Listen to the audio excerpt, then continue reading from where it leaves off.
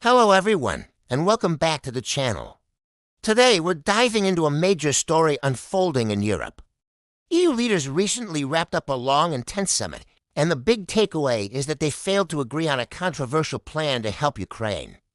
The idea was to use the profits from frozen Russian assets held in Europe to back a massive €90 billion loan for KYV. But this plan hit a wall, and the divisions among the member states were deep. So what went wrong? Well, a number of countries, led by Belgium, raised serious concerns about the legal and financial risks. They worried that seizing these assets, even just the profits, could set a dangerous precedent and invite retaliation from Russia. In fact, Russia is already expanding its legal battles against European banks over these frozen funds, which has only amplified the anxiety in Brussels, Italy, Hungary. And Slovakia were also among those who pushed back against the proposal. Instead of seizing the assets, the EU leaders opted for a temporary solution. They've agreed to finance Ukraine for now by issuing common EU debt, essentially borrowing money together as a bloc. This buys them some time while the technical and legal experts continue to hash out the details of the original asset plan, but for Ukraine.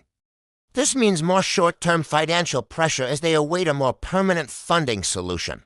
The summit had another major setback too. The long-negotiated EU-Mercosur trade deal, which would have linked the EU with South American countries, completely collapsed. This happened amidst massive farmer protests right outside the summit in Brussels, with agricultural workers worried about cheap imports flooding the market. So, two major agenda items, to major failures to reach a consensus. What does all this mean for the bigger picture?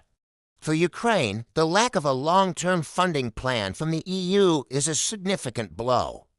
It also potentially weakens the EU's diplomatic leverage in any upcoming peace talks.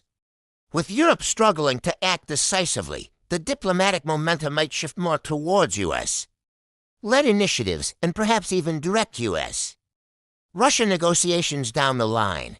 It's a complex situation with no easy answers, and it highlights the ongoing challenges the EU faces in forming a united front on critical geopolitical issues. We'll be keeping a close eye on this as it develops. Thanks for watching. And don't forget to like and subscribe for more updates.